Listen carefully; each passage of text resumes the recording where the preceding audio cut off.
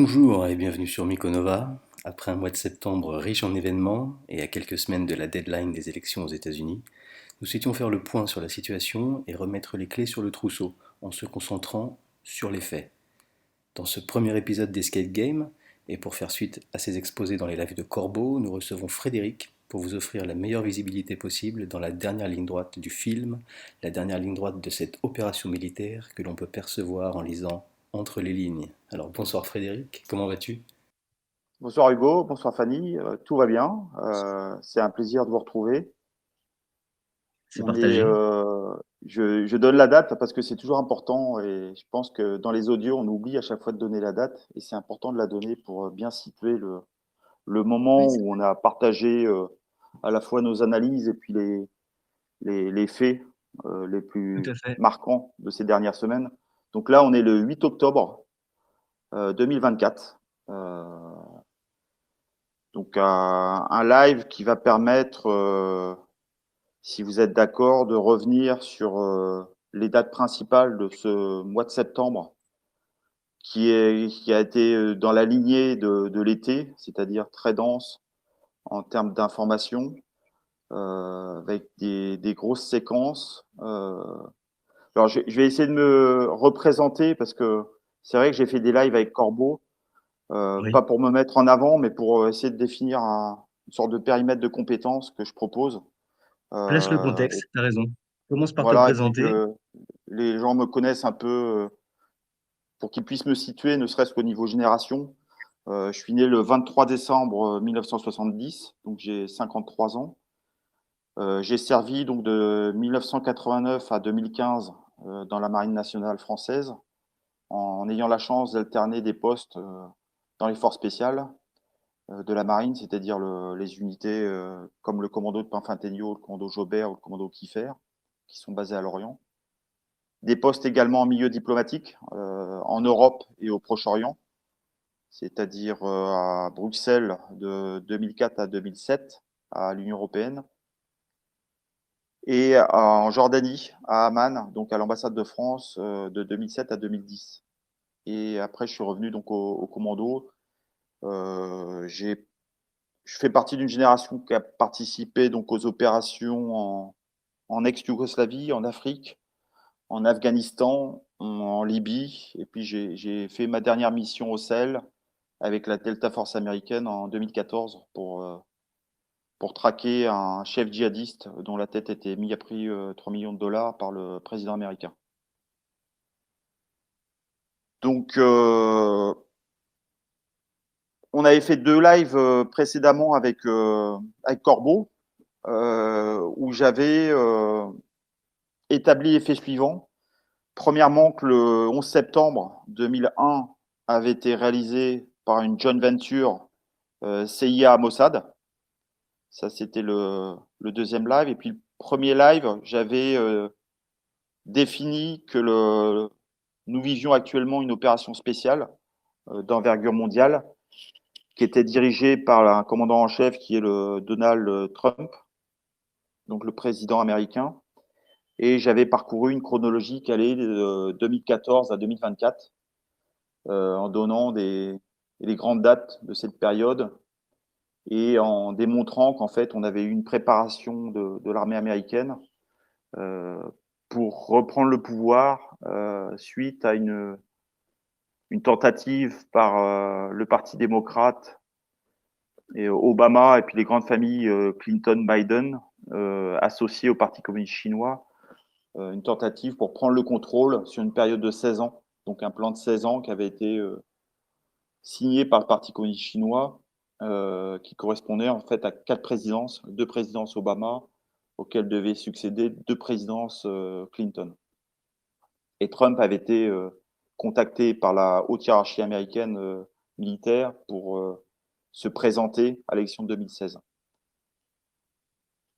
Donc alors ce que je vais faire, je vais essayer de raisonner comme un militaire qui prépare une opération spéciale dans un premier temps, c'est-à-dire que je vais commencer par définir notre ennemi, ce qu'on appelle le face à nous, en m'appuyant sur 2 executive orders qui ont été signés par Donald Trump qui cadre parfaitement son action depuis sa prise de pouvoir donc le 20 janvier 2017. Donc le premier executive order, c'était le numéro 13818 qui visait en fait à contrer tout ce qui est trafic d'êtres humains, tout ce qui est abus des personnes, les atteintes aux droits de l'homme. Et cet executive order a été signé, mis en ligne sur le site de la Maison Blanche donc le 20 décembre 2017. Et le deuxième executive order qu'il faut absolument avoir à l'esprit pour mieux appréhender la séquence du mois de septembre 2024, c'est l'executive order numéro 13848 qui vise en fait à contrer les tentatives de coup d'État via des interférences dans le cadre d'une élection présidentielle américaine.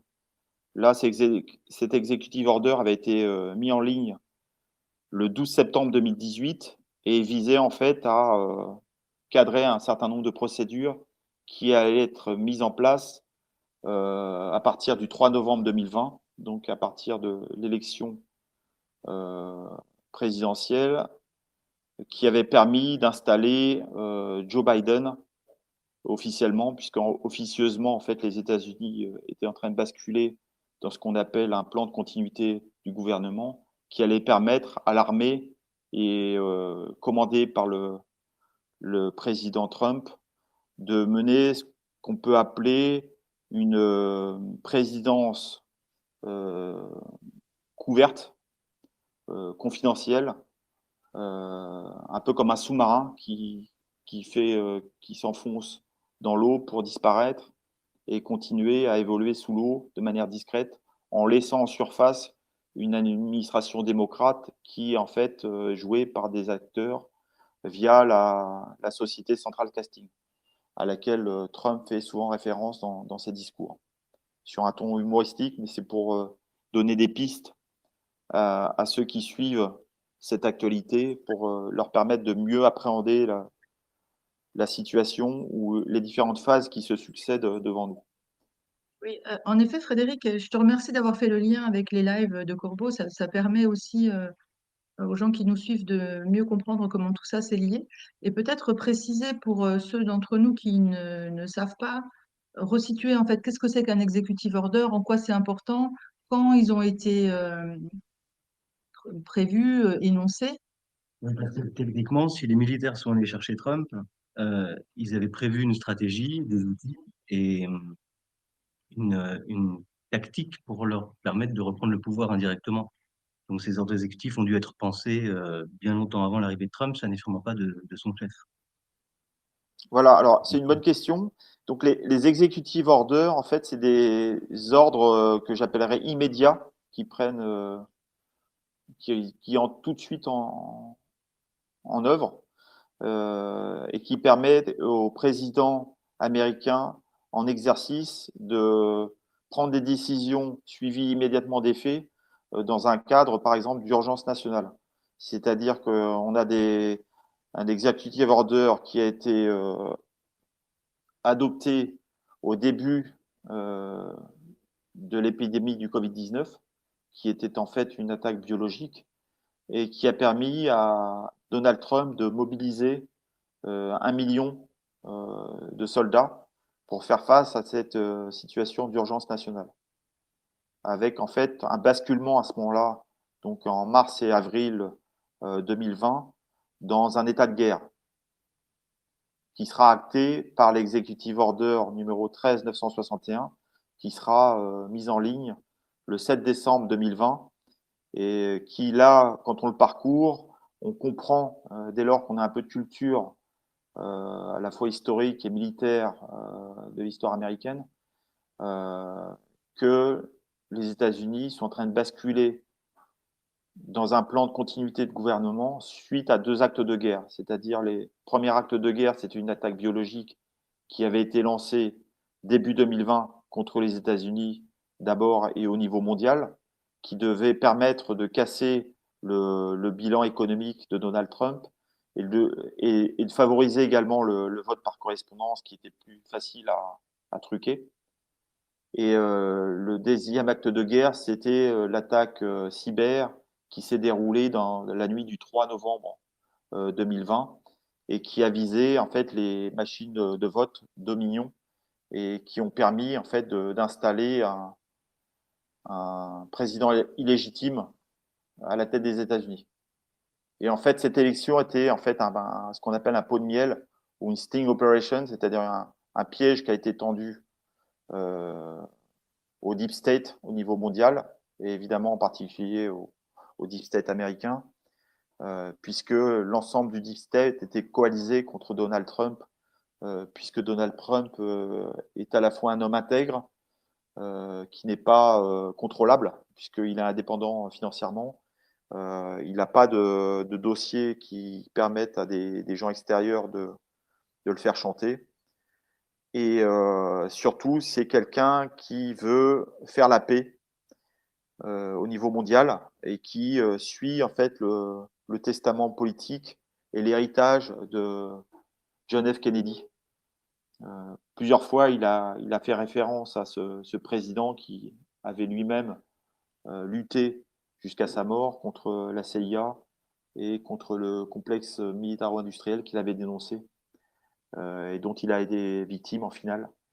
Donc on peut considérer que le président Kennedy est celui qui a initié ce grand combat et Donald Trump est le président qui est en train de clôturer cette phase de libération à la fois des États-Unis mais également du monde, hein, puisque les réseaux qui étaient en place jusqu'à très récemment avaient des sortes des tentacules au niveau mondial via des grandes structures comme le Forum de Davos, l'ONU, le FMI,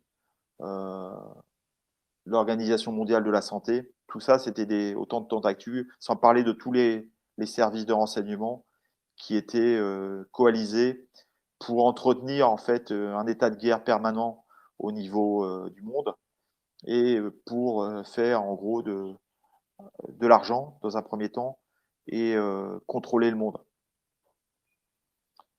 Voilà, j'espère que j'ai répondu à ta question, Fanny. Effectivement, c'est bien Oui, de revenir sur les fondamentaux parce que c'est bien évidemment, il y a des gens qui n'ont pas écouté les 2 premiers lives et qui prennent le train en route, entre guillemets, et qui ont besoin d'avoir quelques repères, même généraux, sur le cadre d'opération, de l'opération oui. spéciale Et auquel j'ai fait d'ailleurs, référence. tout à fait. Donc, tu as bien répondu à ma question. Et puis, j'en profite pour préciser, si besoin est, pour ceux qui n'ont pas fait le lien, que d'ailleurs, sous le premier mandat de Trump, il n'y a eu aucune guerre. Exactement, exactement. Au contraire, il a pacifié une partie du Moyen-Orient en faisant la guerre à l'État islamique dès son arrivée. C'est-à-dire que dès 2017, Trump donne toute liberté de manœuvre aux commandants d'unités qui sont sur le terrain en Syrie pour réduire l'État islamique à quelques centaines d'hommes hein, qui sont aujourd'hui réfugiés dans la poche d'Idlib. Il a fait ça en coordination avec les forces spéciales russes, avec l'armée syrienne et avec le Hezbollah qui avait aidé Bachar à rester au pouvoir en s'engageant dès juin 2013 dans la bataille d'Al-Qousser qui avait permis de rétablir la situation à ce moment-là et de contrer la dynamique de victoire qui était à ce moment-là du côté de l'État islamique, en rappelant ici que l'État islamique est une création de la CIA et du Mossad et des services comme les services turcs, les services qataris, les services saoudiens, les services britanniques, pour ne citer que quelques-uns. On a vu des photos de John McCain aussi, bien placé avec des hauts Exactement, responsables ouais. à l'époque. Avec al-Baghdadi, ouais, effectivement, il avait été Reçu, pris en photo avec al-Baghdadi, qui était l'émir de l'État islamique, qui était un agent du et Mossad. qu'il était question donc notamment du décès de ce post-vice-président qui était John McCain. Et le jour du chien aux États-Unis, on avait vu un drop de Q qui nous expliquait que Every dog have its day, hein, chaque chien a son jour. Et Voilà, un clin d'œil qui pouvait annoncer son décès programmé, au jour près d'ailleurs, hein. voilà, Le drop de Q faisait écho à un delta de sa date de mort. Et lors de sa cérémonie protocolaire, on va dire, John McCain avait droit à un joli drapeau froissé qui ne se fait absolument pas. Et c'est des petits clins d'œil qu'ont pu nous passer un peu les militaires pour nous dire que les personnes qui nous étaient présentées n'étaient pas celles que l'on pensait. On commençait à semer un peu des informations, puisqu'il est question en fait d'une opération militaire, hein, ce dont on parle, qui a pris voilà, une impulsion à l'époque de Kennedy et qui a eu besoin d'un peu de temps pour se préparer tellement le monstre était énorme, l'hydre était grande et le marais profond.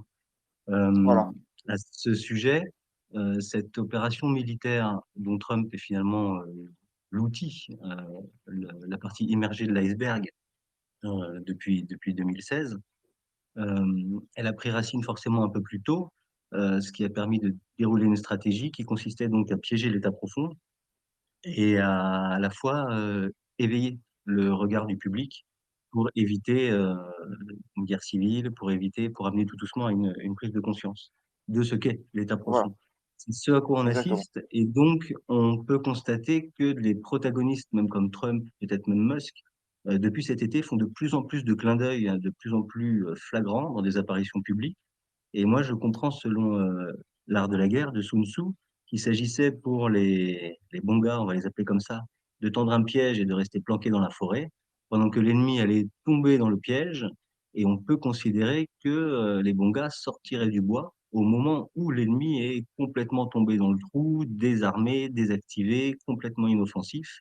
Et j'ai l'impression que c'est ce à quoi on est en train d'assister justement depuis cet été. Et on va y revenir, ce mois de septembre était assez impressionnant en termes de clin d'œil et en termes de faits visibles, même dans les médias mainstream, pour exposer justement cet état profond et les quelques membres qui restent encore.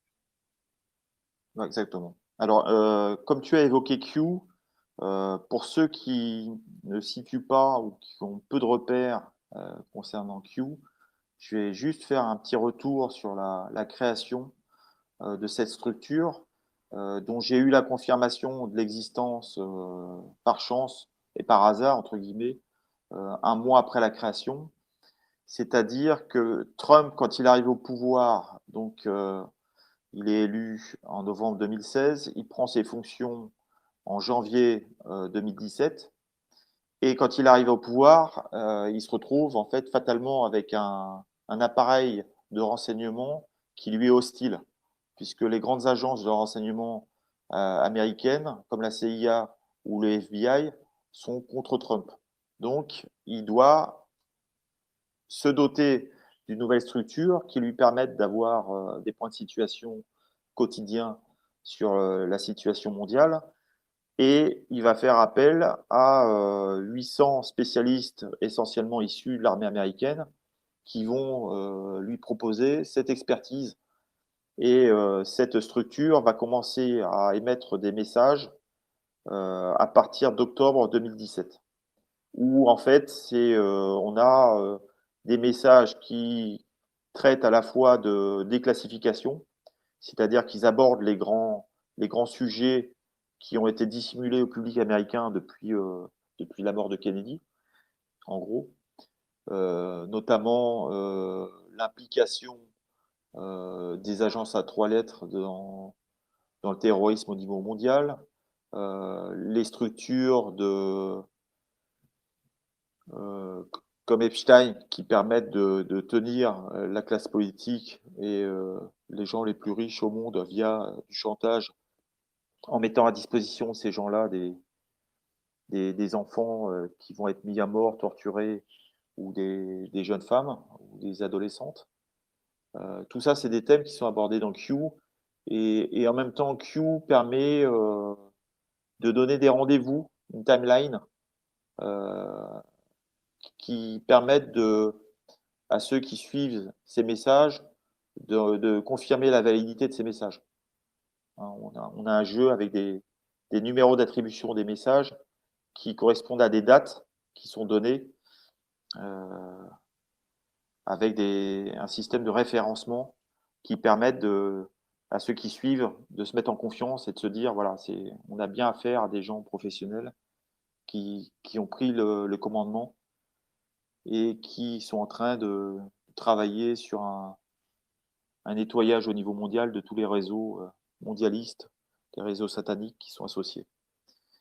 Puisque les deux executive orders dont je parlais tout à l'heure, comme je le disais en introduction, ça permet de décrire l'ennemi, c'est-à-dire qu'on a, avec l'executive order numéro 13848, un executive order qui permet de détruire le système de contrôle des élections aux États-Unis, puisque le système, le D-State, s'est maintenu au pouvoir en truquant les élections.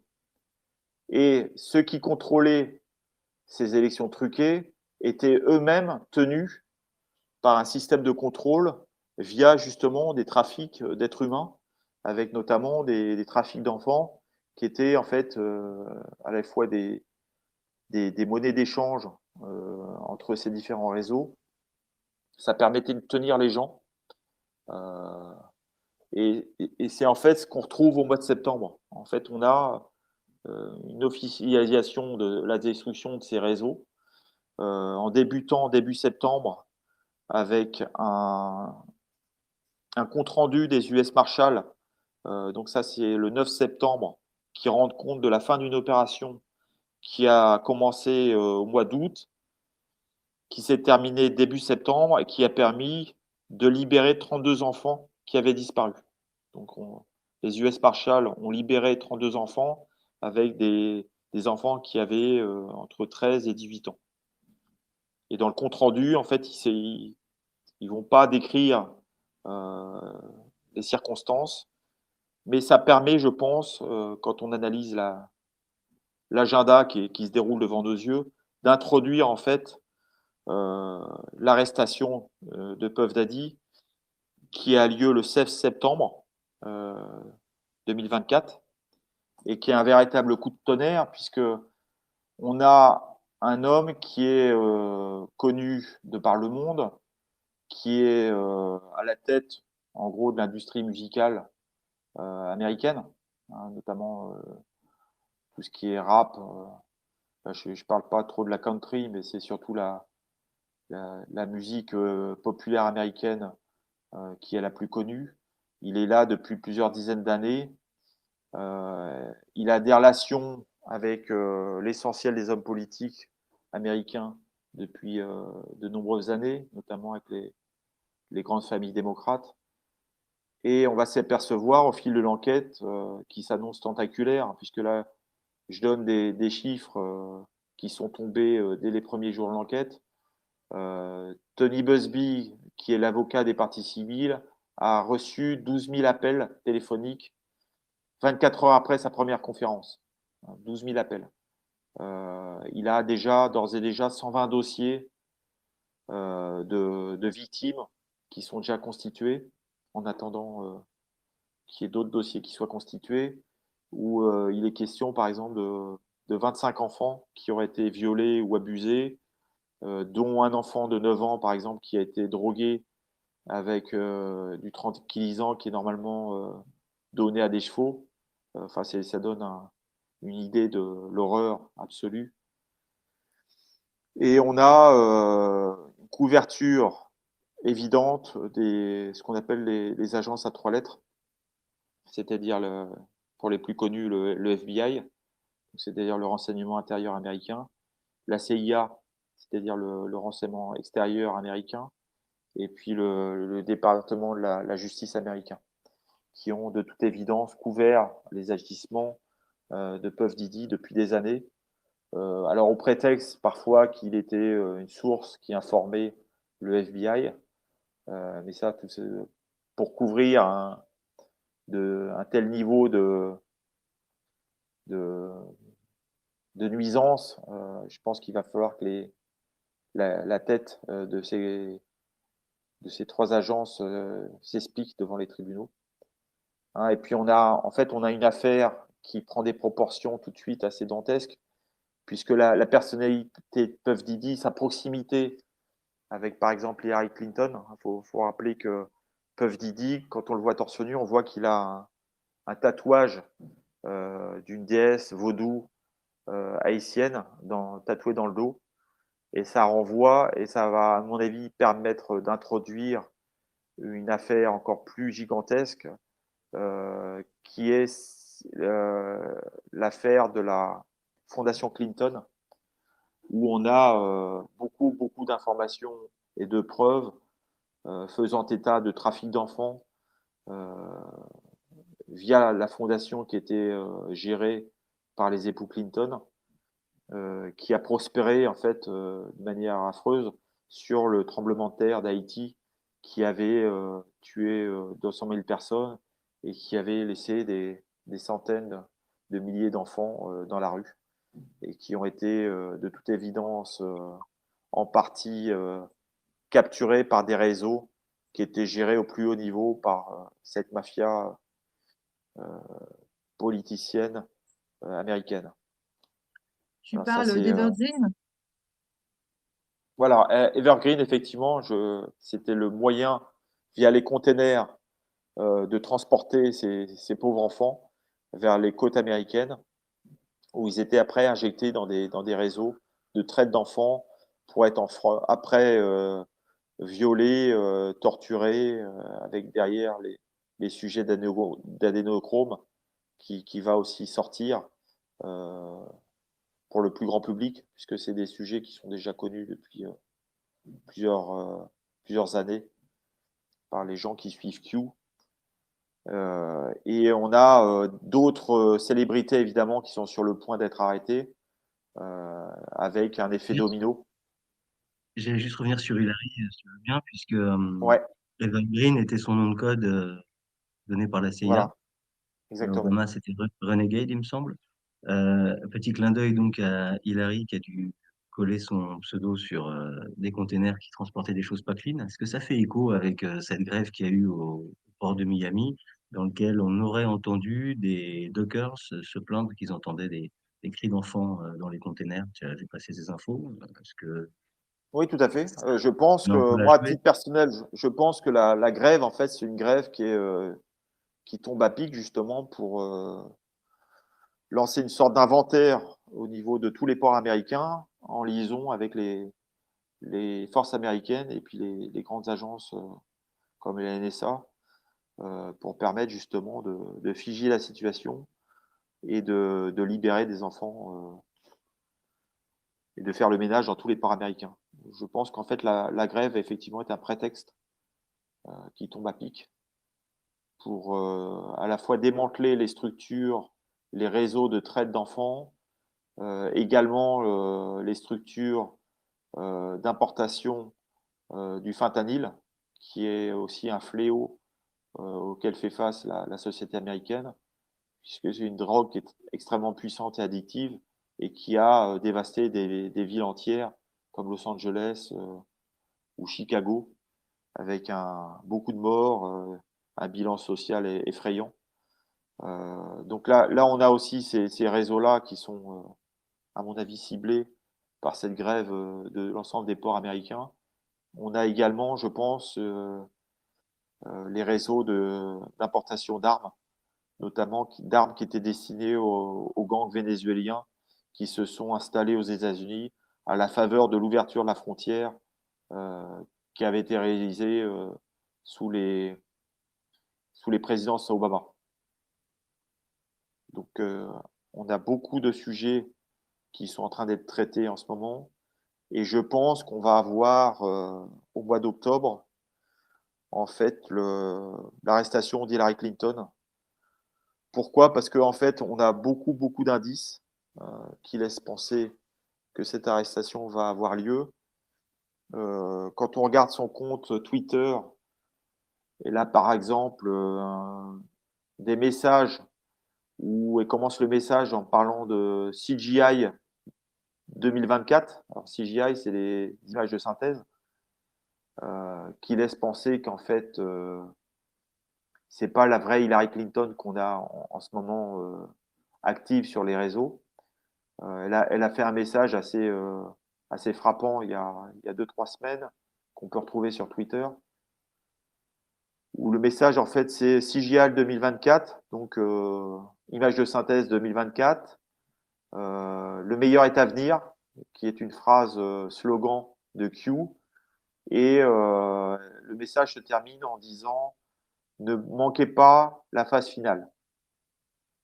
Et en fait, quand on parcourt le programme du mois d'octobre d'Hillary Clinton, on a 2 dates qui sont particulièrement frappantes. On a le 17 octobre, où on a une visite qui est prévue par Hillary Clinton dans la ville de Durham, sachant que Durham, c'est le procureur qui a travaillé pendant des années sur elle, qui a réuni beaucoup de dossiers en lien avec la justice militaire.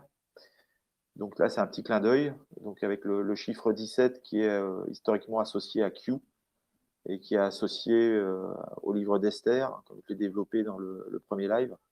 Il faut toujours avoir cette idée qu'en fait, l'opération militaire qui a été lancée par l'armée américaine fait en permanence des références bibliques. Trump est un croyant, il est très croyant, il a plusieurs fois dit dans ses meetings « Je ne suis pas le boss c'est Jésus ». Et dans Q, on retrouve en fait ce mélange de déclassification et de références bibliques,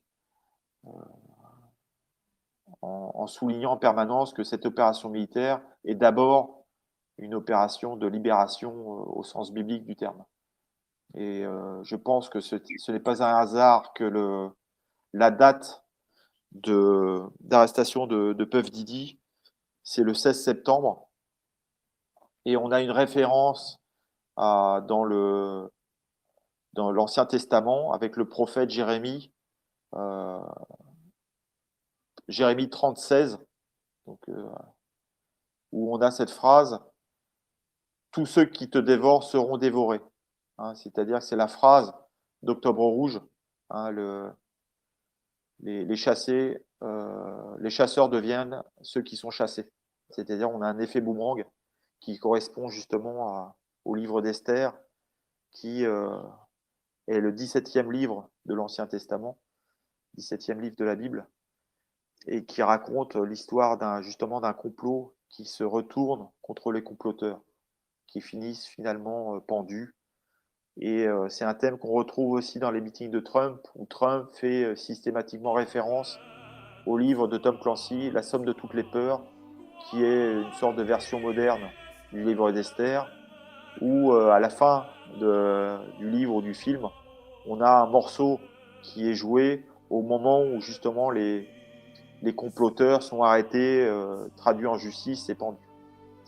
Et la fin du dernier meeting de Trump, il faisait référence, puisqu'on avait justement ce morceau d'opéra qui a été joué et qui était un clin d'œil supplémentaire qui permet à chacun de se dire, voilà, on arrive à la fin du film, à la fin de l'opération, et ceux qui ont comploté, qui ont voulu la perte de l'humanité, en gros, puisque c'est l'humanité qui a été ciblée, notamment via les vaccinations Covid-19, qui attaquaient en fait l'ADN et donc le marqueur de notre humanité, qui a été introduit par Dieu. Pardon pour ceux qui ne sont pas croyants, mais moi je suis très croyant. Et la grille de lecture en fait biblique, complète, valide et conforte les différentes grilles de lecture qui nous permettent d'appréhender les différentes séquences qui se déroulent sous nos yeux. C'est-à-dire qu'on a des points de validation d'ordre économique, militaire, stratégique, tactique, d'ordre biblique.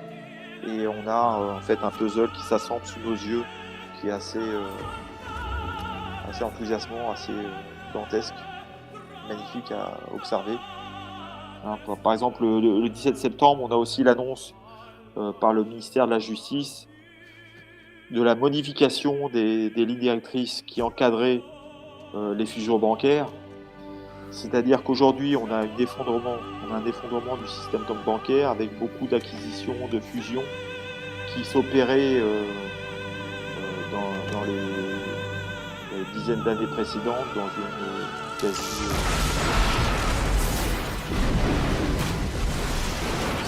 grande liberté qui était laissée au secteur bancaire, de faisait ce qu'il voulait.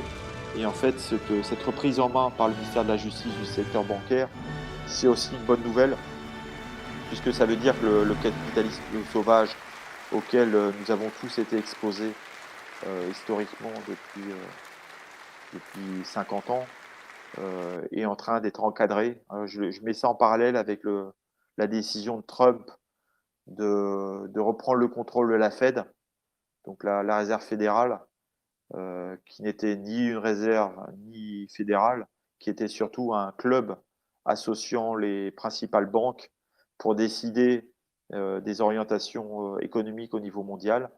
Et donc Trump, quand il arrive au pouvoir, il a rattaché la Fed au Trésor américain. Donc il a pris le contrôle du secteur bancaire et il a détruit en fait un des outils de domination des maisons Rothschild et Rockefeller qui ont assis leur domination au niveau historique sur justement ces outils de contrôle au niveau bancaire. Donc ça aussi, ça a été fait le 17 septembre. Le choix du 17, à mon avis, n'est pas un hasard. C'est aussi montrer, voilà, c'est nous qui sommes au pouvoir. Nous souhaitons démanteler les puissances qui ont dominé la planète et qui étaient en fait des puissances sataniques, hein, puisque ces grandes structures avaient des droits d'entrée qui étaient en fait des meurtres, et notamment des meurtres d'enfants, lors de rituels sataniques que beaucoup d'observateurs ont abordés durant les dernières années, lors de séquences de déclassification qui ont permis petit à petit de permettre aux gens de mieux appréhender le monde dans lequel nous vivons et donc de redonner le vrai sens à l'apocalypse, puisque l'apocalypse, en fait, c'est pas la fin du monde, c'est la fin de leur monde et c'est la révélation du monde réel, entre guillemets. Et aussi accessoirement la révélation à nous-mêmes, hein. Ouais, tout à fait. On en parlera peut-être plus tard, mais ça va avec la résonance de Schumann, les animaux qui ont un autre comportement, ceux qui ont des yeux pour voir, comme dirait l'autre, Ouais, tout se à fait. rendent bien compte qu'il se passe quelque chose dans l'ensemble du vivant. Certains pensent qu'on est en train de changer d'air et que les énergies nous amènent à vivre autrement. Et cette période de transition se fait par une période de révélation, et à commencer donc par les révélations du monde dans lequel on vit, hein. Pour que le sombre s'extirpe, il faut le faire sortir, là, comme le cul quand on éclate un bouton. Je pense que c'est ce que les énergies de la planète amènent en ce moment. C'est en ça qu'effectivement il y a quelque chose de finalement dans ce qui est en train de se passer et en quoi ça pouvait être écrit. On en parlera plus tard avec le livre d'Esther. Mais je vois Trump, moi souvent on l'a encensé dans ses meetings en lui disant merci pour ce que vous faites. Enfin, c'est les mecs qui ont compris Q à ses meetings lui donnent du remerciement. Et à chaque fois, il refuse les remerciements et il dit, c'est pas moi qu'il faut remercier. Et il montre subtilement le ciel avec son doigt sans prononcer quoi que ce soit. Il dit, c'est au-dessus que ça se passe. Il y a quelque chose d'intéressant par rapport à ces citations bibliques dont on fait part les drops de Q, hein, Q, la 17e lettre de l'alphabet. On retrouve aussi beaucoup le chiffre 17, des fois même dans les médias mainstream, hein, sur des opérations ou pendant des guerres, 17 000 victimes, 1,7 million, Trump est allé Ouais, tout à 17 fait. fois à Washington. On a beaucoup de Voilà, références avec le chiffre 17 dans des médias qui sont potentiellement sous contrôle même exactement. comme pourrait l'être Hillary, comme tu l'as suggéré tout à l'heure, hein. Il n'est pas impossible qu'elle aurait été déjà jugée et exécutée et que la personne qu'on nous présente, tu parlais de CGI, hein, donc c'est du Computer Graphic Images, c'est de Voilà, l'image de synthèse. exactement. Moi, je la revois en photo à côté de Bill Clinton qui a pris un sacré coup de vieux euh, à l'inauguration de Biden. Non seulement les deux étaient habillés en violet, enfin une cravate violette pour Bill et un costume violet pour Hillary, C'est une couleur de référence aussi, comme le réseau social de Trump, Truth Social. C'est une référence aussi à cette opération Q, la couleur violette. Et Hillary, justement, est beaucoup plus petite que la réalité par rapport à Bill, avec qui elle est en photo juste à côté. Elle lui arrive à peine au-dessus du coude, alors que quand ils étaient l'un à côté de l'autre, elle était sensiblement plus grande. De surcroît, leur différence de taille de pied aussi est conséquente. Il semblerait même que Bill Clinton ne soit plus l'original. Il a l'air d'avoir les pieds beaucoup plus grands qu'Hillary par rapport à les photos où ils posaient tous les deux ensemble. Bref, c'est une autre voie de lecture, comme quoi certains protagonistes auraient été déjà écartés, remplacés par des sosies ou des figurants dans le but de nous servir un film, le film justement des révélations qui nous expose un peu qui sont tous ces gens-là. Donc en laissant se dérouler avec un moindre mal le plan initial de l'État profond, qui aurait été tragique si Larry était resté au pouvoir. Et finalement, peut-être que ces protagonistes ont déjà été mis sur la touche et qu'on assiste à film, un spectacle, hein, pour finir de piéger les quelques sous-fifres qu'il leur reste et pour exposer au peuple, au pluriel, hein, la, la- le côté sombre hein, du monde qui nous tenait avec des élites, on va dire, mal intentionnées avant de développer le sujet. Et le fait Ouais, que tu dises qu'Hillary ait été remplacée, et puis que certainement d'autres aussi, ça peut peut-être permettre à ceux qui n'ont encore pas compris et qui s'inquiètent et qui ont peur par rapport aux événements qui arrivent, qu'en fait, on assiste à une sorte de replay. La bête a déjà été vaincue quelque part. exactement. Exactement. J'en suis complètement convaincu, puisque en fait, tu as une précision dans les messages de Q qui ne peut pas s'expliquer autrement. Tu as un timing qui est trop précis. Si tu as une description de l'avenir qui ne peut pas s'expliquer si on n'a pas cette clé de compréhension. Hein, je reviens sur l'agenda d'Hillary Clinton pour le mois d'octobre. Elle avait fait un tweet en disant ne manquez pas la phase finale. Sa dernière date, c'est le 31 octobre, donc c'est Halloween, alors que Trump a plusieurs fois parlé d'elle en disant que c'était une sorcière, et de fait, c'est une sorcière, elle a pratiqué des sacrifices d'enfants dans des conditions effroyables, notamment avec le dossier Frazzle Drip, qui avait été trouvé sur l'ordinateur d'Anthony Weiner. Donc sa dernière date, c'est le 31 octobre 2024. Où ça, c'est la ville de Manhattan. Et Manhattan, c'est en fait ce qu'on appelle le Southern District. C'est là que sont jugés les dossiers les plus sensibles de New York. Donc, je pense que ce n'est pas une coïncidence, si vous voyez ce que je veux dire. D'autant plus elle a donné une interview qui était assez frappante je crois que c'était il y a 2 semaines, où elle-même, elle a abordé le sujet Pizzagate. There will be concerted efforts to distort and pervert Kamala Harris, who she is, what she stands for, what she's done. I mean, look, the crazy story about me running a child trafficking operation out of a basement of a pizzeria, don't laugh. Don't laugh. It was a huge story. And it got one young man in North Carolina to get in his car with his, assault rifle and drive up to liberate these non-existent children and shoot up a pizzeria in Washington, D.C. This is dangerous stuff.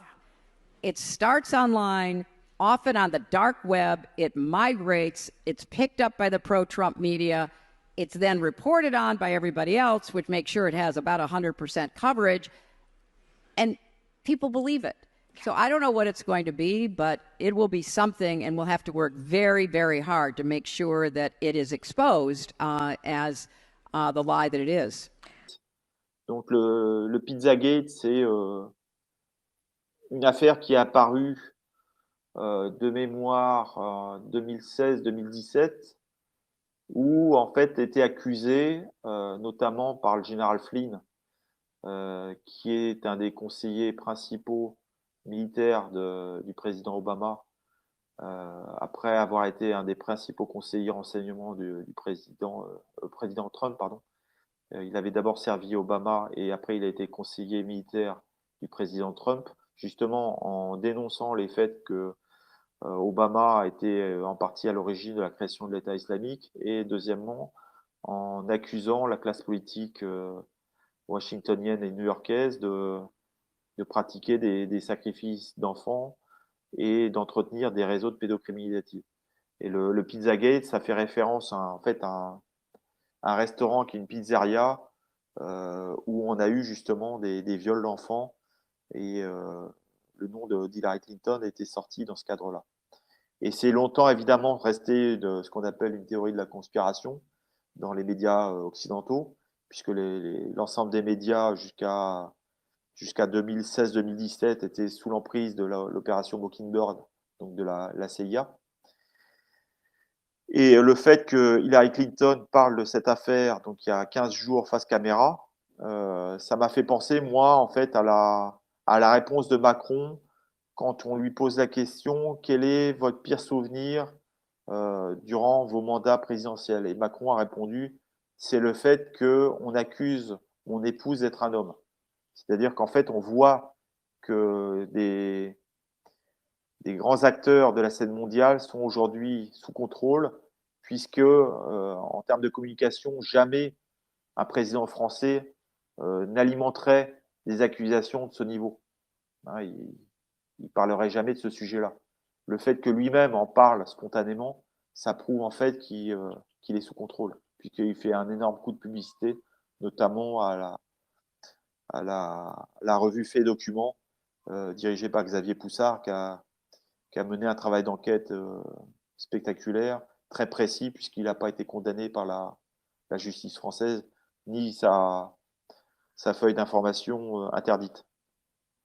Donc ça, c'est une preuve supplémentaire qu'on est bien, comme le disait tout à l'heure Fanny, dans une séquence pédagogique où on est en train de rejouer des événements qui se sont déjà passés il y a quelques années pour permettre au public américain en priorité et au public mondial de prendre conscience de l'ampleur du mal, en douceur, en ménageant les esprits qui n'ont pas encore beaucoup de références sur ces sujets-là.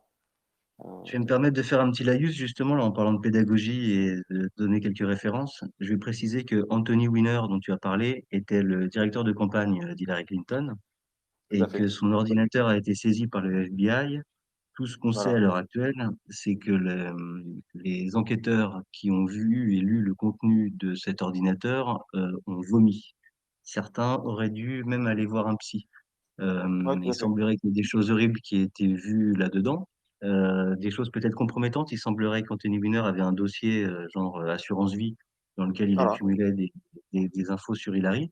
Et en même temps, le contenu de ses emails échangés avec Hillary, les mêmes emails qu'Hillary a décidé de faire disparaître en passant son téléphone à l'acide, et alors même qu'elle avait un serveur privé d'ailleurs dans les toilettes chez elle, sur lequel elle devait accumuler toutes ses informations personnelles. Euh, Cet ordinateur était compromettant dans son contenu donc pour Hillary. Et on parle de Pizzagate, on parle d'une pizzeria, mais je voulais ajouter aussi que d'après le FBI, il y a des codes euh, entre pédophiles et trafiquants d'enfants pour pouvoir discuter sans trop se faire griller. Pizza voulant dire petite fille et hot dog petit garçon. Euh, à ce sujet d'ailleurs, je me souviens d'une apparition de Katy Perry déguisée en pizza dans un late show, il me semble. Et ensuite, à ses concerts, elle balance des parts de pizza à ses fans. Plus tôt dans les années 90, c'est le George Magazine de JFK Jr. qui publiait une lettre dans laquelle Monica Lewinsky se décrivait comme une pizza.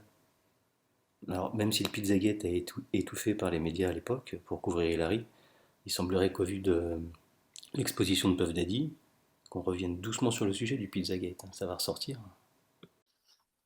Ouais, tout à fait. Ça va permettre aussi de revenir à l'affaire Epstein, euh, qui, je pense, avait été mise en suspens euh, pour nous permettre d'arriver à octobre 2024 et novembre 2024, puisque il faut que je rappelle que l'opération militaire spéciale à laquelle nous assistons en ce moment, en fait, a été coordonnée au plus haut niveau avec des gens comme Vladimir Poutine ou Xi Jinping, qui sont en fait les alliés de Donald Trump, qui ont eux-mêmes fait face à un état profond dans leurs pays respectifs, qu'ils ont également démantelé à leur niveau, puisque Xi Jinping a démantelé l'aile dure du Parti communiste chinois en faisant arrêter en plein congrès Hu Jintao. Et Vladimir Poutine dès qu'il arrive au pouvoir, fait face aux oligarques qui contrôlaient à l'époque le pays sous la présidence Eltsine. Et il a dû se battre contre ces mafias dans un premier temps pour asseoir son autorité et ressusciter, entre guillemets, la nation russe en lui faisant retrouver ses bases sociétales, notamment orthodoxes et nationales. Donc, ça a permis Justement, de... Frédéric, pardon. Non, je t'en Tu prie. as évoqué, tu as évoqué beaucoup de sujets. Il y a le Pizzagate, Epstein, Madame Macron.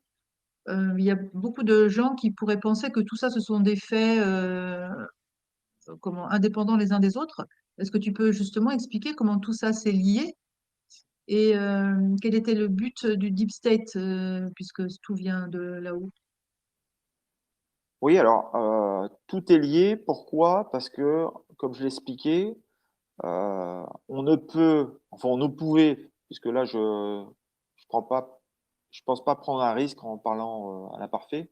On ne pouvait accéder aux plus hautes fonctions de l'État profond qu'en faisant partie de ces cercles satanistes, qu'en commettant des crimes atroces pour être adoubé et pour montrer patte blanche pour intégrer ces cercles de pouvoir.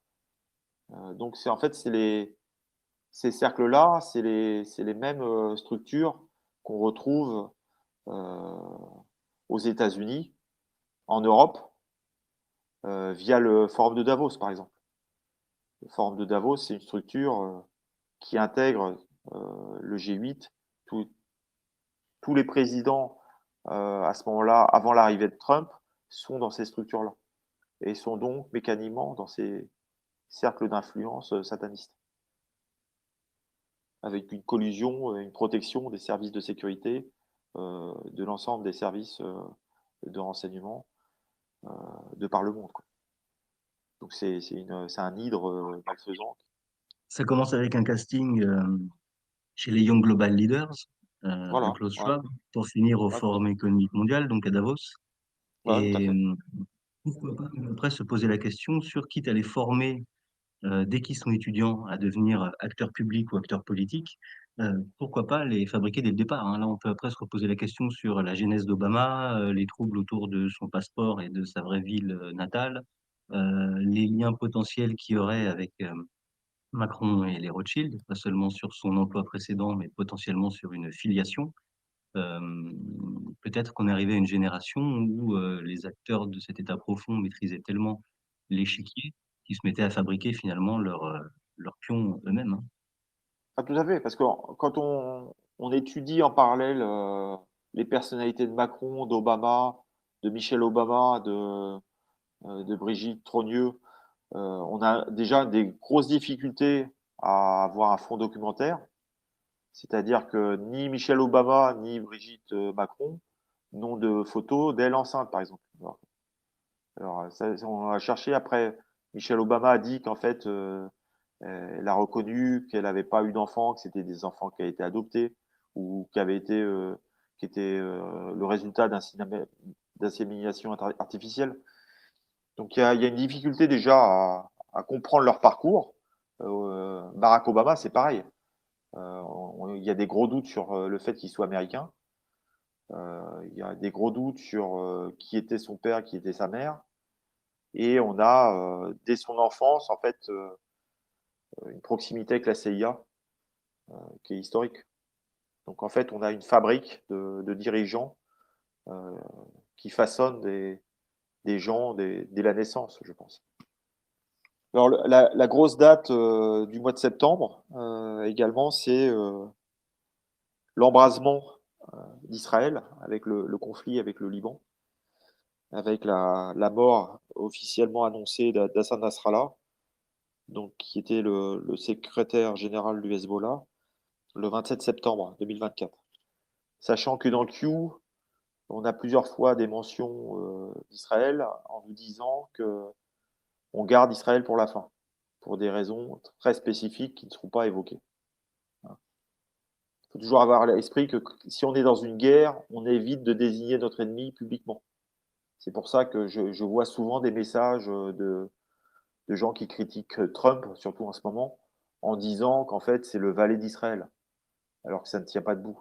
Trump a démantelé 2 outils de domination des services israéliens.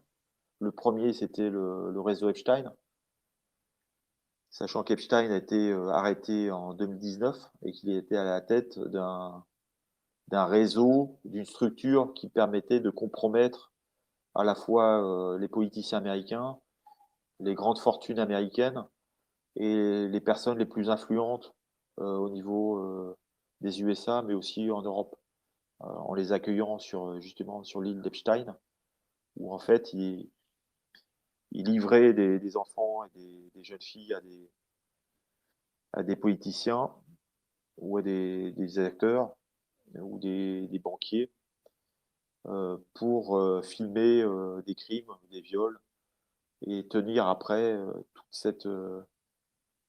tous ces réseaux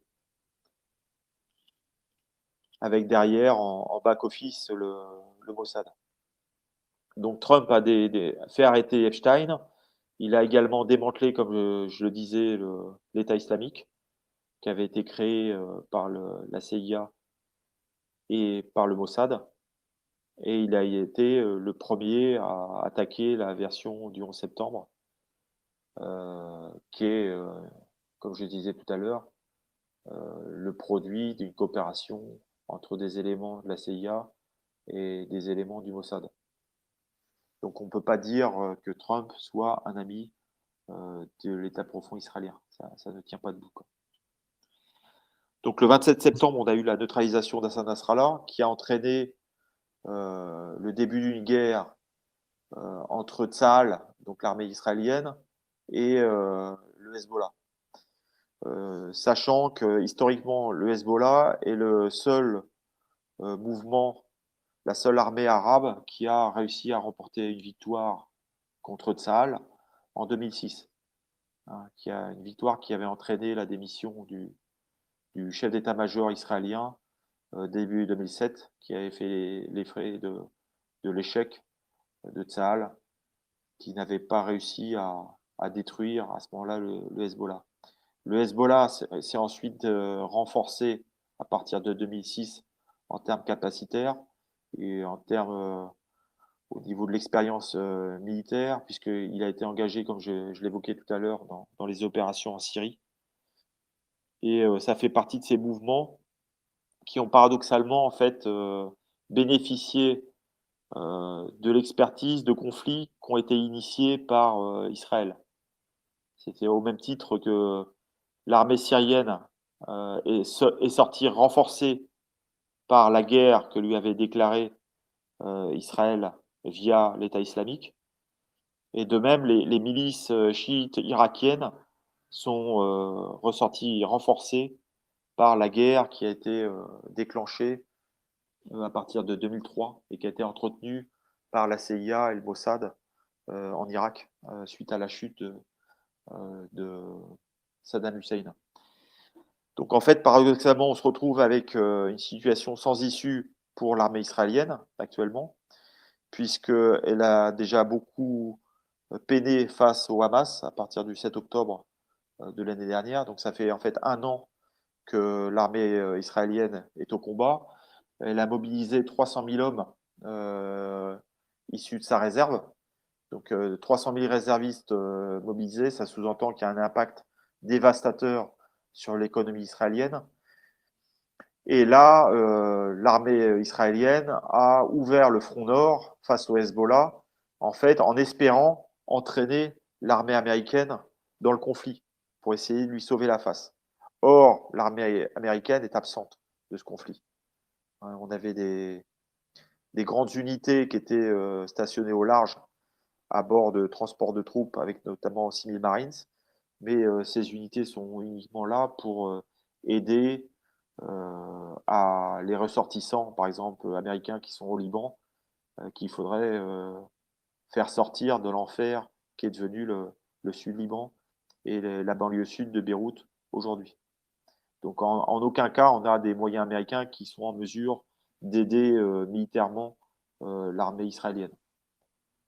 Donc on a une impasse tactique, stratégique de l'Iran, d'Israël, d'autant plus que l'Iran est en train de se renforcer via les milices chiites irakiennes, via l'armée syrienne avec ses conseillers et avec le soutien de l'armée russe, puisque là actuellement on a en Iran plusieurs milliers de conseillers russes qui sont en train d'aider les Pasdaran, donc les gardiens de la révolution, et l'unité Al-Quds, donc l'unité spéciale iranienne, à parfaire leur système de défense aérienne en prévision de frappes aériennes israéliennes qui pourraient viser les installations nucléaires iraniennes.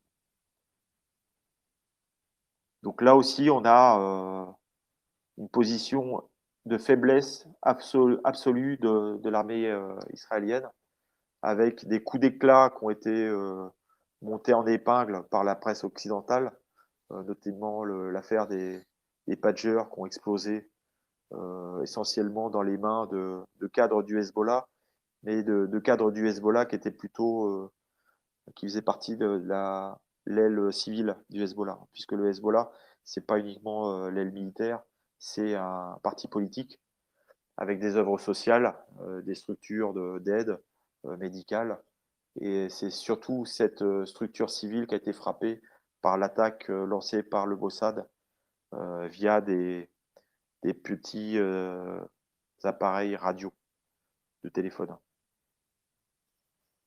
Alors, je ne sais pas si vous avez des questions sur cette phase Proche-Orient. Non, c'est bien que tu reviennes un petit peu à ce qui s'est passé courant septembre. J'allais peut-être juste ajouter, quand tu proposes un pont entre Epstein et le Mossad, je voulais juste parler vite fait de Ghislaine Maxwell, puisqu'il Ouais, tout à fait. semblerait que Jeffrey Epstein soit potentiellement qu'un opportuniste un peu désaxé, mais que Ghislaine avait l'air de bien tirer les ficelles. Et quand on creuse un petit peu qui était Ghislaine Maxwell, elle est née en France. Ghislaine, elle a un deuxième prénom français. Et elle, elle a un parcours bien particulier. Avant de parler d'elle, j'allais revenir sur son père, hein, essayer de rechercher sur Robert Maxwell. Ouais, Robert Il a, Maxwell. il a un Ben, il y a parcours aussi, des. Ouais, c'est. bah, pas seulement dès l'enfance, il a un parcours bien chelou pendant l'Allemagne occupée. Puis il est parti faire son service militaire dans ce qui est devenu l'Ukraine aujourd'hui. Il est arrivé en Angleterre et il a changé de nom de famille pour s'appeler Maxwell. Et il est devenu à la fois homme politique et mania de la presse. Tous ceux qui l'ont côtoyé en politique ont dit qu'il n'avait jamais rien foutu, jamais rien voté et qu'il servait à rien. Et quand bien même il a été mania de la presse, il n'a fait que décevoir ses investisseurs, hein, si tu veux. C'était pas un entrepreneur, le bonhomme. Par contre, il aurait potentiellement été affilié au Mossad, puisqu'on sait que les services secrets aiment posséder les organes de presse. Et il a enfanté Guylaine en France, et elle pourrait, pourquoi pas, être devenue elle aussi un agent du Mossad, hein, puisqu'on parle beaucoup de filiation aussi depuis tout à l'heure, et notamment qu'elle était pilote de sous-marin. Alors moi, je me pose juste la question, comment on peut s'en procurer un et où est-ce qu'on passe le permis? Il faut forcément avoir des appuis. Et à quoi ça sert les sous-marins? Bah, pourquoi pas emmener de la marchandise discrètement jusqu'à l'île d'un millionnaire comme pouvait l'être Epstein? Et je pense que le vrai pion dans cette histoire, c'était Guylaine, qui nous ramène éventuellement au Mossad, hein, dont le père est mort dans des conditions particulières, hein. Robert Maxwell, il est tombé de son bateau et c'est fini comme ça. Ça ressemble à un James Bond, si tu veux, comme fin de vie. Et Guylaine, à côté de ça, elle était en charge d'un projet qui s'appelait Terramar. Et les Nations Unies lui ont refilé un passeport et en fait, elle se proposait de faire le sixième continent et de faire des océans un endroit comme un pays avec une législation. Elle avait même un passeport Terramar et elle avait la possibilité finalement d'être inculpée nulle part comme si elle était apatride finalement. Et une espèce de vide juridique que lui avait offert l'ONU qui est quand même bien original, on va dire, et puis plutôt pratique pour leurs petites affaires, hein, puisqu'il s'agissait essentiellement pour eux de transporter des enfants ou des êtres humains, et pour le compte justement de systèmes de chantage. Et c'est là qu'on en revient à, on pointe Puff Daddy, on pointe Epstein, mais c'est intéressant de se demander qui est-ce qui les a mandatés, et pour qui ils travaillaient, et qui étaient vraiment les tireurs de ficelle. Le but n'étant pas d'avoir des noms tout de suite, mais qu'on mette un doigt sur les méthodes et les actions de ce qu'on appelle l'État profond. Ah bah, le fait que Robert Maxwell soit un cadre du Mossad, c'est un fait historique, puisque il apparaît dans les livres traitant de l'histoire du Mossad, et qu'il a été enterré en fait à Jérusalem, et ses funérailles ont attiré tous les anciens patrons du Mossad qui sont venus rendre hommage à son engagement aux côtés d'Israël. Donc ça, c'est vraiment un fait historique. Et je pense que les sous-marins de Ghislaine Maxwell, en fait, malheureusement, ont permis de transporter des enfants haïtiens vers les îles, parce qu'on parle de l'île d'Epstein, mais il y avait d'autres îles dans la zone, gérées par des milliardaires américains, sur lesquelles se livraient malheureusement des crimes abominables.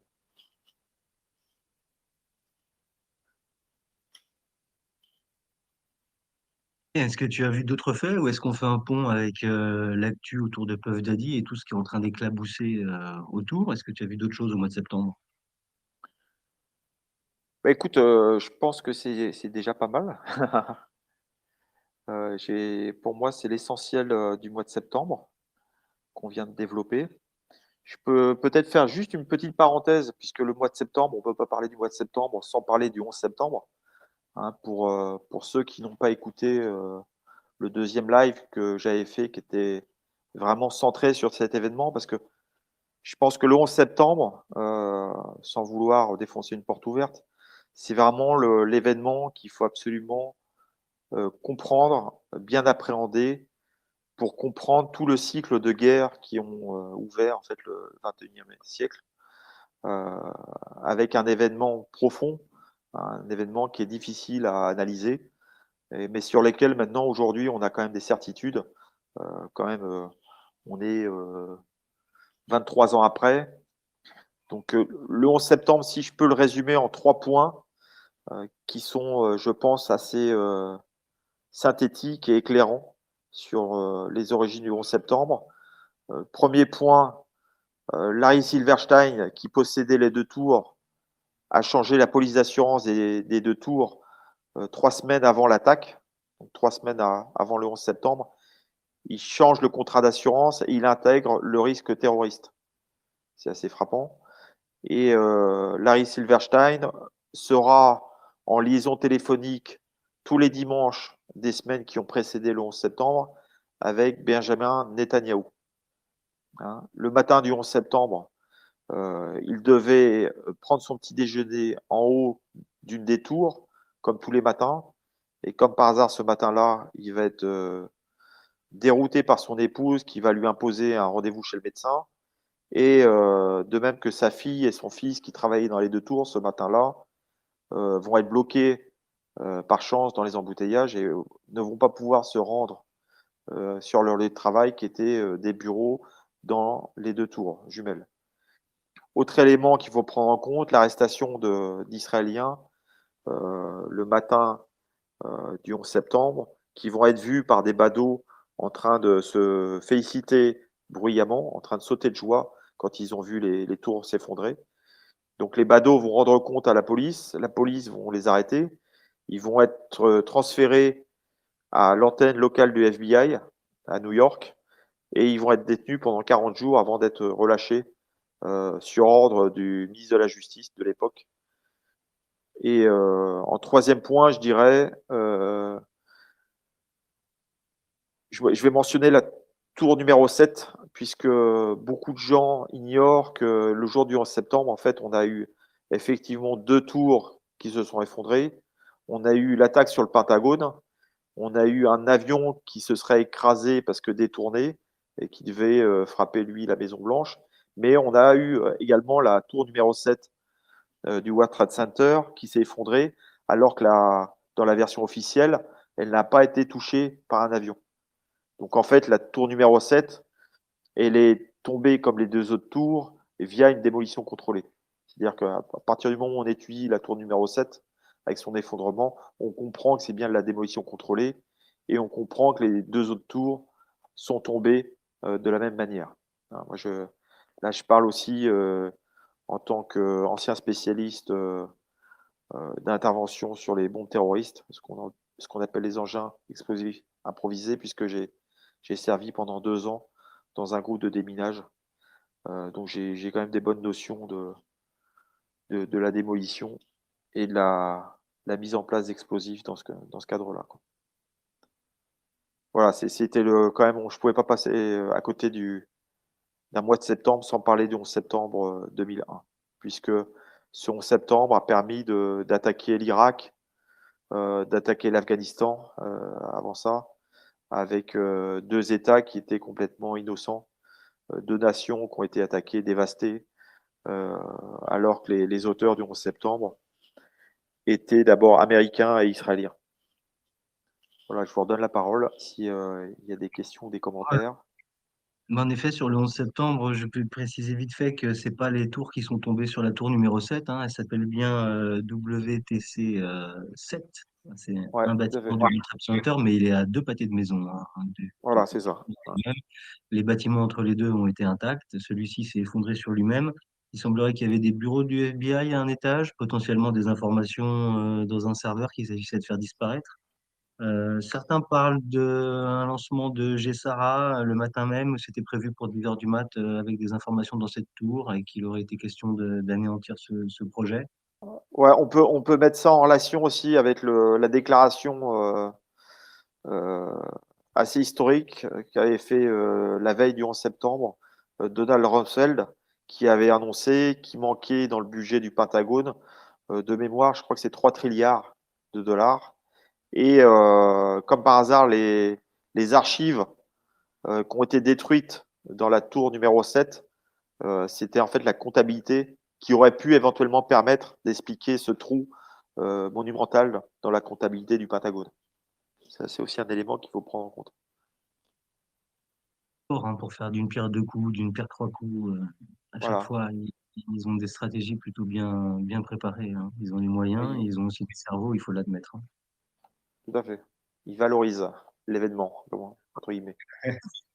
Alors, on a vu il s'est passé vraiment beaucoup, beaucoup de choses, notamment bah, déjà bien avant, mais ça s'est accéléré en septembre. En quoi tout ça, ça va nous amener vers un octobre rouge, selon toi? Alors, pour moi, Octobre rouge, c'est, comme je disais tout à l'heure, c'est une référence biblique, hein, puisque Octobre rouge, on pense d'abord au film, et puis on pense à la formule les chasseurs deviennent les chassés. C'est ce qui s'est passé en fait avec l'affaire Puff Diddy, hein, puisqu'on avait des prédateurs qui traquaient les enfants, qui traquaient les femmes vulnérables, les adolescentes qui étaient mannequins, et qui deviennent du jour au lendemain, cette fois, des proies traquées par la justice. Donc ça, c'est le premier marqueur. Octobre rouge, c'est aussi une référence au cycle politique américain, puisque historiquement, on a ce qu'on appelle l'October Surprise, la surprise d'octobre, euh, qui, qui est déjà intervenue dans l'histoire des élections américaines, où on a des gros dossiers qui permettent de faire basculer une élection. Donc moi, les choses telles que je les vois aujourd'hui, c'est que on est à moins de 30 jours du 5 novembre 2024, donc de cette deadline avec potentiellement une officialisation du retour de Donald Trump, qui en fait n'a pas quitté le pouvoir. On le voit souvent avec une casquette avec marqué 45-47. 45, c'est son premier mandat. Il a été le 45e président des États-Unis. 47, ce serait le mandat qui débuterait donc le 5 novembre 2024. Et en fait, le plus important à comprendre, c'est le trait. Le trait, en fait, c'est la présidence couverte que j'ai évoquée tout à l'heure en introduction, qui a permis, en fait, de remettre en ordre les affaires du monde, entre guillemets, pour utiliser une formule simple. Donc, C'est je vrai qu'on a pense aussi qu'on vu, arrive. Ouais, pardon. on a aussi vu ce mois-ci, je t'en prie, on a aussi vu ce mois-ci Zelensky passer aux États-Unis et techniquement pour BFM, il est aussi passé voir Biden vite fait, mais il est venu demander un entretien avec Trump. Ça nous Ouais, sous-entend voilà. encore que le mec est au contrôle. D'ailleurs, il y avait eu, je crois, même tu parles du 11 septembre tout à l'heure, je crois que Trump s'est rendu aux commémorations et Biden n'y était pas. On a plein de Ouais, tout à fait. clins d'œil. C'est là que je disais qu'ils sortent du bois un peu, là, les gars. C'est que les chapeaux blancs, on va dire, ils commencent un petit peu à se montrer, s'exposer un peu plus, pour rassurer peut-être aussi ceux qui commencent à se décourager là dans la dernière ligne droite, mais aussi parce que on arrive très très près de la ligne d'arrivée et que Trump finalement on est tous en train de réaliser, il en fait des allusions, hein, qu'il est commandant en chef des armées, qu'il est finalement président en temps de guerre et que il parade notamment dans ses meetings avec dans ses conférences de presse, je crois, avec la serviette en cuir là, Avec le estampillée saut avec présidentiel, ouais. le Ouais. sceau Ouais, présidentiel. tout à fait. Voilà. Alors là, tu évoquais effectivement le fait qu'on a de plus en plus de visuels objectifs, c'est-à-dire de signes qui sont incontestables, disant que Trump est actuellement au pouvoir. Pour ceux qui doutent encore, la rencontre avec Zelensky, de mémoire, je crois que c'est la 7e rencontre avec un président étranger en exercice que réalise Trump. Ça, c'est pareil, c'est interdit au niveau des lois américaines. C'est-à-dire qu'un ancien président, normalement, ne peut pas avoir une activité diplomatique parallèle au président officiel. Euh, donc, si Trump rencontre comme ça 7 présidents, et là, je dis 7 depuis janvier 2024, donc c'est vraiment très frappant, quoi. Celui qui connaît un peu les lois américaines est obligé de se rendre à l'évidence. D'autant plus que j'avais déjà développé le fait qu'il a également en sa possession les codes nucléaires américains, puisque à, à l'investiture de Joe Biden, donc là on est le 20 janvier 2021, Donald Trump n'est pas présent à cette investiture. Or, un président quittant doit impérativement être présent à la cérémonie de prestation de serment de son remplaçant, parce que justement, il doit lui rendre les codes nucléaires. Là, ce jour-là, Donald Trump n'a pas rendu les codes nucléaires puisqu'il était absent de la cérémonie d'investiture. Il est reparti de Washington à bord d'Air Force One, qui est l'avion utilisé par le président en exercice, pour aller se poser après sur une base militaire, la base Andrews, où là, il a reçu la cérémonie réelle d'investiture du président élu. Donc en fait, aujourd'hui, on n'a pas une ou deux, trois preuves, c'est qu'on a des centaines de preuves qui nous montrent que Donald Trump est bien le président en exercice. Quand on étudie la composition de son convoi qu'il escorte dans ses meetings, on a des convois qui font 50 véhicules, avec des fois 45 motards de la police locale. Ça, c'est pas des convois qui sont dédiés à un ancien président. Un ancien président, normalement, de mémoire, il a droit à une protection du Secret Service à hauteur de 4 personnes, je crois, de mémoire. Alors que là, on a des dispositifs de 50 personnes visibles. Donc ça veut dire que ça, on a aussi des agents civils qui sont plus difficiles à compter. Donc là, on a toutes les preuves. Et en fait, on est dans une séquence où on a de plus en plus de preuves pour bien ouvrir les yeux à ceux qui sont encore réticents à ces informations. Là, j'ai vu il y a quelques jours Alexis Cosset qui s'est énervé sur X.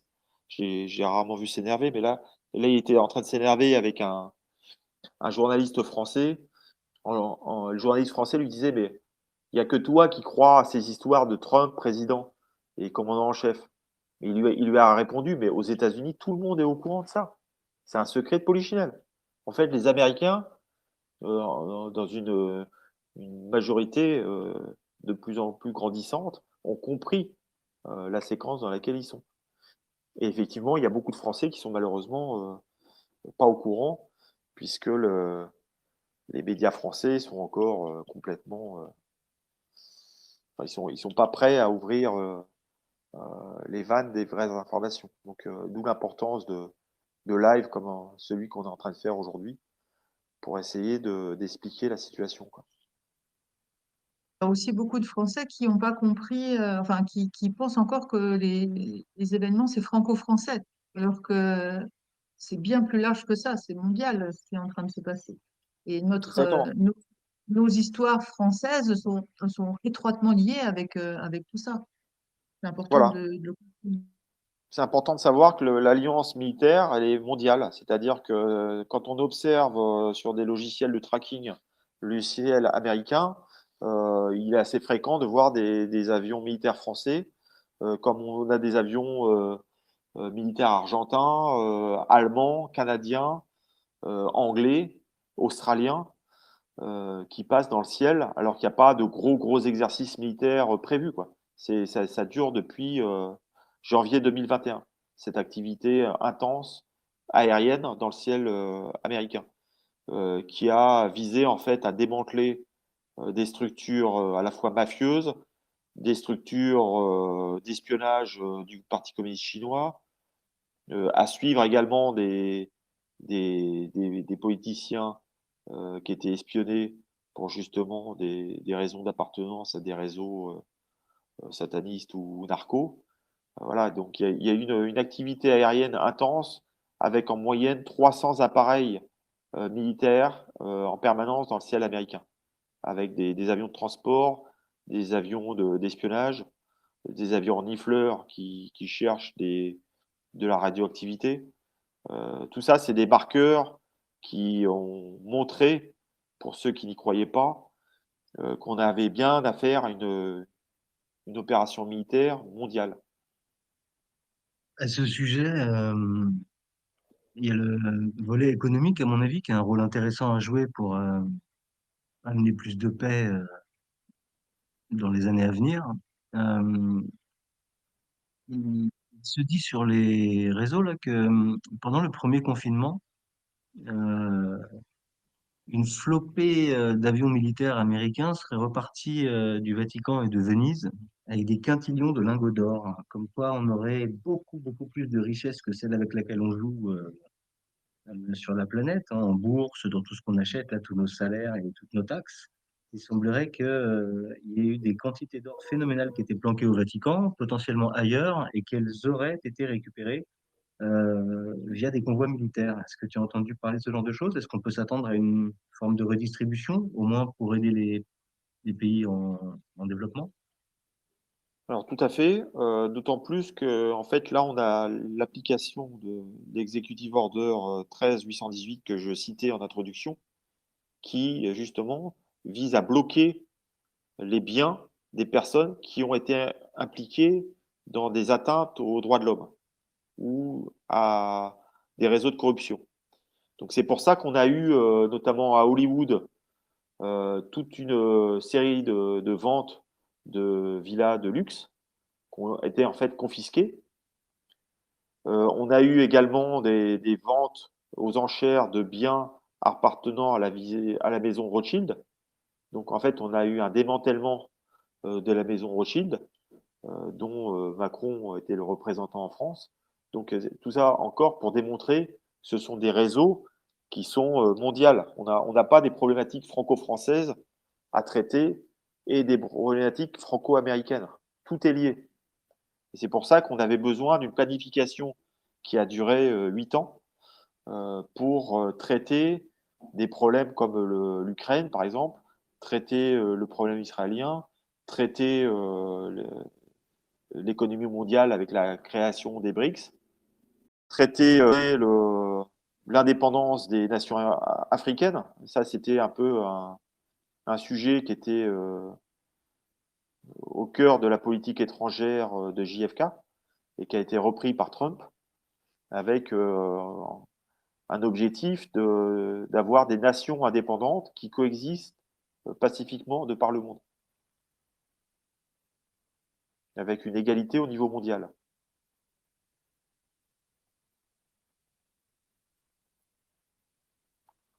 En train de se dessiner avec les BRICS et qu'on peut supposer être l'équivalent d'un NESARA aux États-Unis et un GSARA sur le reste du monde, qui sont pour l'instant des concepts ou des théories, mais qui prendra forme d'une manière ou d'une autre. On voit que ça commence à s'appliquer justement avec les BRICS, avec des monnaies plus stables et avec plus d'équité d'un pays à l'autre. Moi, je suis persuadé qu'on va vers une paix internationale par une forme d'interdépendance économique et que ce que l'on voit notamment en Ukraine, c'est juste une démilitarisation de la planète en fin de compte. Et qu'il est question qu'on aille vers un monde de demain dans lequel on n'aura plus besoin de faire des guerres et qu'on aura juste besoin d'échanger les matières qu'on a dans nos sols et notre savoir-faire d'un pays à l'autre, quoi, avec une économie stable et des moyens équitables. On voit que la Russie, la Chine sont en train de nous refaire la route de la soie là, avec le rail. Je crois que le train, pour l'instant, va jusqu'en Allemagne. On voit que les pays africains commencent à vendre leurs matières premières avec leur propre monnaie.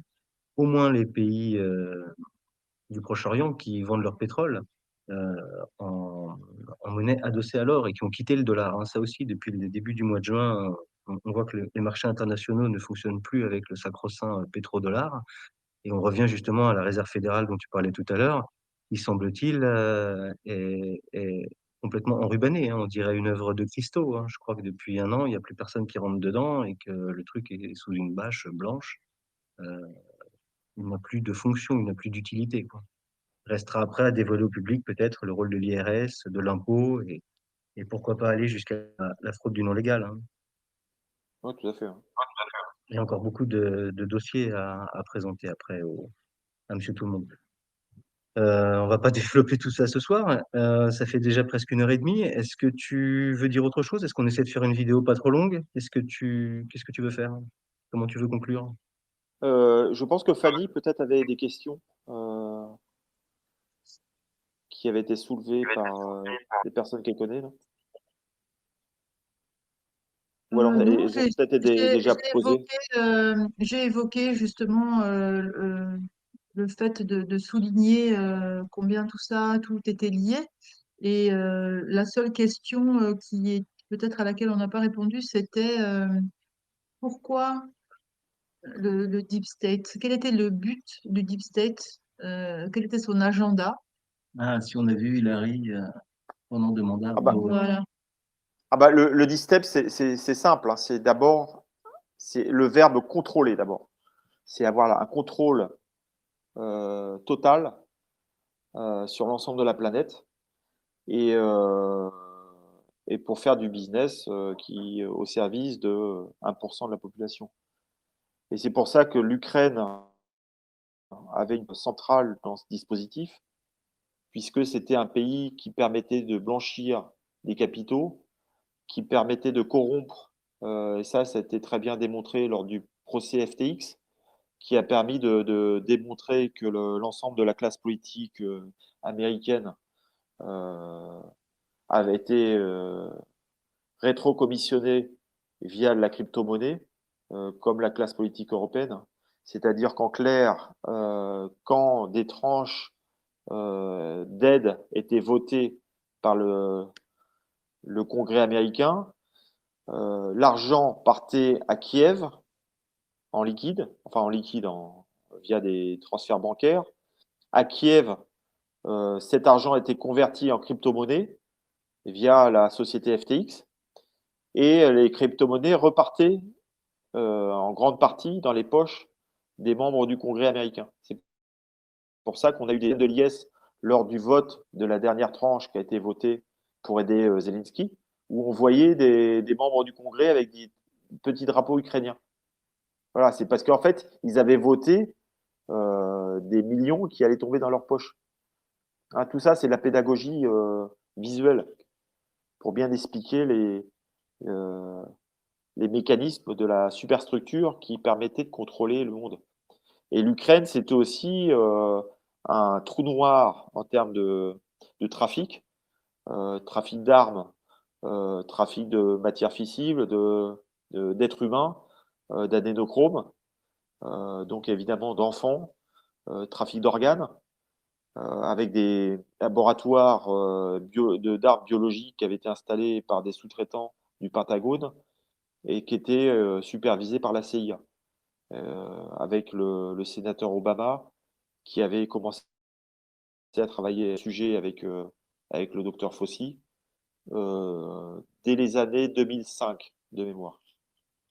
Donc il fallait impérativement que l'Ukraine soit également démantelée, puisque c'était en plus une menace directe contre la nation russe, puisque ces laboratoires biologiques dont l'existence a été reconnue par Victoria Nuland sous serment, donc la secrétaire d'État aux Affaires étrangères,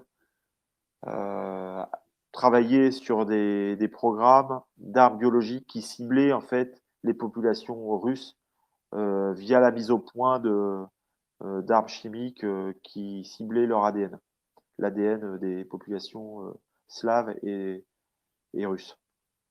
Si on peut conclure pour rassurer les gens qui seraient en mode panique en disant le Deep State est en train de mettre en place l'agenda pour 2030, etc. C'est déjà, Alors, ils ont déjà. là, pour moi, et je ne suis pas le seul, la victoire est déjà acquise. On est en phase d'atterrissage. Euh, on est en train de, comme je l'ai expliqué tout à l'heure, de permettre aux gens de mieux comprendre le monde dans lequel on a évolué. Les ennemis qui étaient dans une position de verrouillage de la société au niveau mondial. Et toutes ces structures-là ont été démantelées. C'est pas par hasard qu'on a eu, par exemple, une série de décès au niveau du Deep State qui ont été annoncés officiellement. On a eu Benjamin Rothschild, qui était à la tête de la maison Rothschild en France, qui est décédé. On a eu, comment il s'appelle, là, l'autre Rothschild, le vieux là. Ouais, le doyen, Evelyne de Rothschild, mort fin 2022 à Londres. On a eu la reine d'Angleterre, John McCain, George Bush père, qui était une des figures centrales du Deep State, puisqu'il avait dirigé la CIA avant d'être président des États-Unis, et qui était un des personnages clés dans l'assassinat de JFK et un des personnages clés dans l'exécution du 11 septembre. Donc deux événements profonds qui sont en fait reliés par des mêmes équipes. Donc en fait, on arrive à la fin du chemin, à la fin du combat. La victoire est acquise. Je pense que dans les 4 prochaines semaines, on va avoir des événements majeurs qui vont se dérouler et qui vont parachever cette victoire. Alors ce sera peut-être des événements qui seront présentés comme des éléments inquiétants, mais il faut impérativement que les gens comprennent que les armées sont en situation. On a eu des ouragans là aux États-Unis. Je pense que c'est des événements qui sont complètement contrôlés par les bonnes équipes. Ces tornades d'ailleurs là, qui ont provoqué des gros mouvements de population, est-ce que ça ferait pas des bonnes raisons pour perturber la tenue des élections? Est-ce que même on va pas avoir une surprise quelques jours avant le 5 novembre? Quels seraient les scénarios envisageables d'après toi? On peut avoir plusieurs options. On peut avoir une option où on a une redite des élections de 2020 avec Kamala Harris qui passe, à la surprise générale, alors qu'il n'y a personne à ces meetings et tout le monde a bien compris qu'elle était incapable de débattre face à Trump. On peut avoir une séquence où les élections et tout de suite on a une reprise en main militaire, par exemple. Ou alors des événements qui permettent d'annuler les élections à une semaine des élections, par exemple. On a plusieurs options. Il avait l'air de dire qu'il n'y aurait pas d'élection. Et je crois que c'était le colonel McGregor, il me semble, qui disait que la situation économique du pays serait dans un tel état que les élections ne pourraient pas avoir lieu. Flynn parlait d'un deuxième événement Black Swan, en admettant que le premier pourrait être la tentative d'assassinat sur Trump. Je crois qu'il y en a eu une deuxième aussi, là, au début du mois. Et potentiellement, soit ce sont des communications qui sont censées intervenir sur l'ennemi, on va dire, soit Exactement, nous exactement. préparer à des événements qui nous amèneraient à. Ouais, à partir du moment où on a compris en fait de l'information d'abord, mais aussi une guerre kinétique avec des combats, il faut intégrer le fait que toutes les déclarations, notamment des généraux ou des ex-généraux américains, visent d'abord à désinformer l'ennemi. C'est pour ça qu'on a eu souvent une insatisfaction dans nos milieux où des gens ne comprenaient pas, où il y avait des rendez-vous qui étaient donnés qui n'étaient pas tenus. Et en fait, il faut d'abord comprendre qu'une guerre, c'est d'abord manipuler l'ennemi. Hein, on doit fédérer autour de nous les populations, mais la cible d'abord, c'est l'ennemi. La pédagogie vient après, quoi. Exactement. Merci à toi, Fred, pour Avec ton plaisir. temps, mission. Plaisir. On arrive à Grand bientôt plaisir. 1h40. Est-ce que tu veux ajouter un dernier truc? Est-ce qu'on se donne rendez-vous pour un autre sujet ou un autre petit tour comme ça de l'actu? Bah, avec plaisir, hein. Moi, je suis disponible dès que tu le souhaites, toi et Fanny. Moi, je suis Écoute, on prêt à restera en contact répondre. et puis Oui, bien sûr, avec plaisir. on voit selon tes dispos, tes spontanéités aussi, hein, et puis on va voir ce que l'actu nous propose au fur et à mesure. Ouais, Là, il était bon de faire un petit point pour qu'on sache un peu à quoi s'attendre et qu'on remette un petit peu toutes les pièces sur le puzzle. Et voilà. si on a pu aider à donner une bonne visibilité, un petit peu d'altitude à toute cette histoire, hein, pour qu'on comprenne un petit peu le film qu'on est en train de regarder, et ben on sera peut-être plus nombreux à partager des pop-corn. Avec plaisir. On va Et puis commander 5 peut-être kilos de justement, popcorn. voilà, ça permettra aussi peut-être à tout le monde eh ben, d'accueillir les fameuses apocalypses, les révélations, avec moins d'anxiété et plus de confiance en l'avenir. Voilà.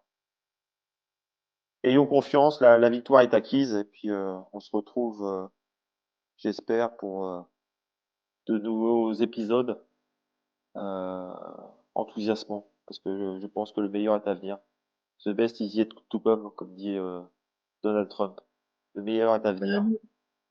nous aussi. À bientôt pour d'autres sujets. Merci Fred, merci Fanny, merci à tous d'avoir pris le temps de nous écouter, de vous informer. Soyez curieux et posez-vous les bonnes questions. Nous sommes en train de reprendre notre souveraineté. La planète vibre fort pour nous éveiller. Alors soyez acteurs de ce monde en pleine mutation. Prenez soin de vous, restez ancrés et surtout soyez prêts, car le meilleur est à venir.